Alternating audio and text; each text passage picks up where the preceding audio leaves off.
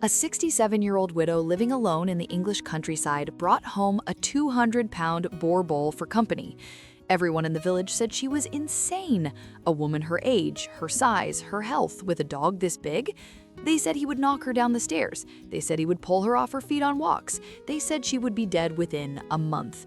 And then, at 3:09 a.m. on a Thursday in October, Margaret Thornton collapsed on her kitchen floor holding her left arm. She couldn't reach the phone. She couldn't reach the door. She couldn't even call for help.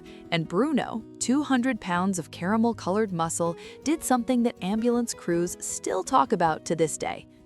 Margaret had lost her husband Henry 14 months earlier, 41 years of marriage, gone in 6 weeks from a diagnosis nobody saw coming. She kept the house they built together on the edge of a tiny Cotswolds village, surrounded by 2 acres of garden that Henry used to tend every Saturday.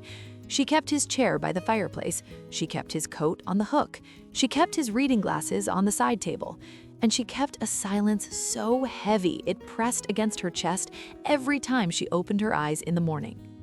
Her daughter, Sarah, called every Sunday. "Mom, come live with us in London." Margaret always said the same thing. "I'm fine, love, I'm fine." But she wasn't fine.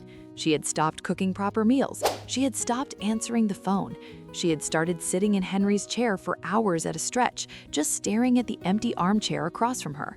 Then, a rainy Tuesday in September, Margaret's neighbor Elsie dragged her to a farm rescue event 30 minutes away.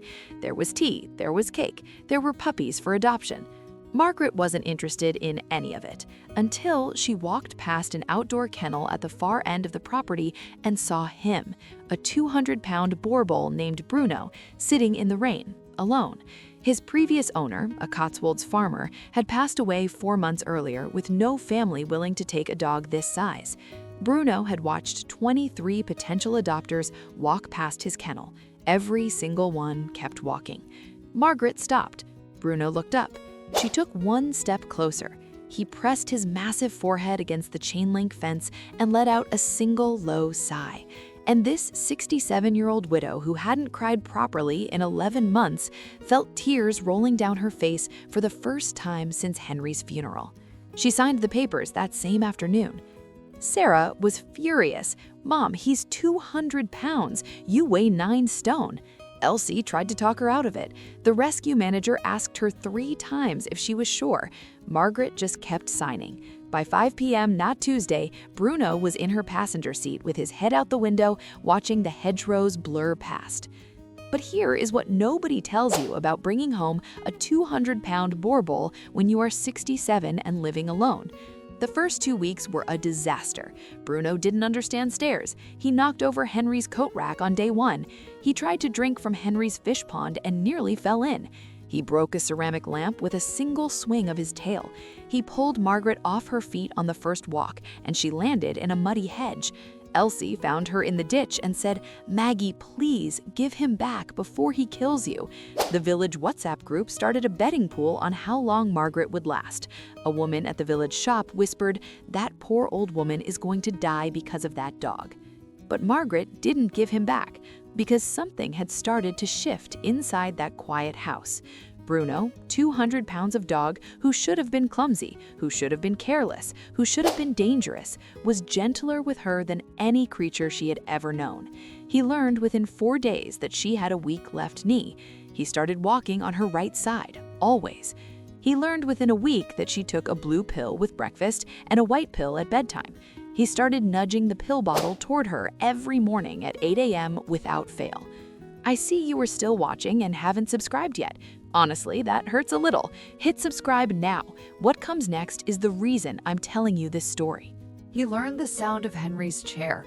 He learned she sat there when the grief got heavy. He started lying across her feet every time she sat down, as if his 200-pound weight could anchor her back to the world.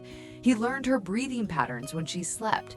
He learned the exact moment she woke at 3 a.m. each night and began his slow walk to her bedside.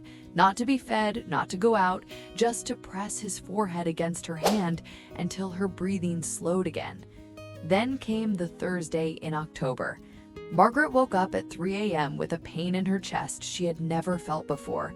a crushing, cold, spreading pain that ran down her left arm. She knew she had watched Henry go through this same thing 14 months earlier. She tried to stand, her legs gave out. She hit the kitchen floor with a sound that echoed through the empty house. Her phone was upstairs, her emergency pendant was on the bedside table, and she was 67 years old, alone on a freezing tile floor at 3:09 a.m. in the middle of the Cotswolds countryside. Bruno appeared in the kitchen doorway. He didn't hesitate for a second. He walked to her, pressed his massive head against her chest once, and then ran. Margaret heard his claws on the stairs. She heard a door slam upstairs. She heard the unmistakable thud of 200 pounds of muscle tearing into something soft. She would find out later that Bruno had ripped her bedside table apart with his teeth and dragged her emergency pendant back down the stairs in his drawers. He pushed it into her hand with his nose. Margaret pressed the button. Then Bruno did something the paramedics still cannot explain. He laid his entire 200-pound body alongside hers on the cold kitchen floor. He pressed his chest against her back. He didn't move, he didn't whine, he just kept her warm for 19 minutes until the blue lights came flashing through the hedgerows. The paramedic, a man named Tom, later told Margaret's daughter that Bruno had absolutely saved her, not just because of the pendant, because of the body heat. Another 20 minutes on that floor and we would have been having a different conversation, he said. That dog knew exactly what he was doing. Margaret had triple bypass surgery the next morning. When she finally came home 9 days later, Bruno was waiting at the front door. He didn't jump, he didn't bark. He walked over to her wheelchair, placed his massive head in her lap, and stayed there for 3 hours. Elsie cried on the doorstep. Sarah drove up from London and hugged the dog for a full minute before she hugged her own mother. Today, Margaret is 68 and Bruno is 5. She walks him slowly every morning past the village shop. The same woman who whispered that she would die because of him now brings him homemade biscuits every Friday. The postman hand delivers her letters and scratches Bruno behind the ears. The WhatsApp group betting pool was quietly deleted. And Margaret, the 67-year-old widow who used to sit in her dead husband's chair for hours in silence, doesn't sit in silence anymore. She sits with 200 pounds of caramel-colored love across her feet, anchoring her to the world one day at a time. If a dog presses against you when you are hurting, if he nudges you out of the chair, if he wakes you at 3 a.m. for no reason, please listen. They see things we cannot see. They feel things we have forgotten how to feel. Because Margaret didn't rescue Bruno. Bruno rescued Margaret.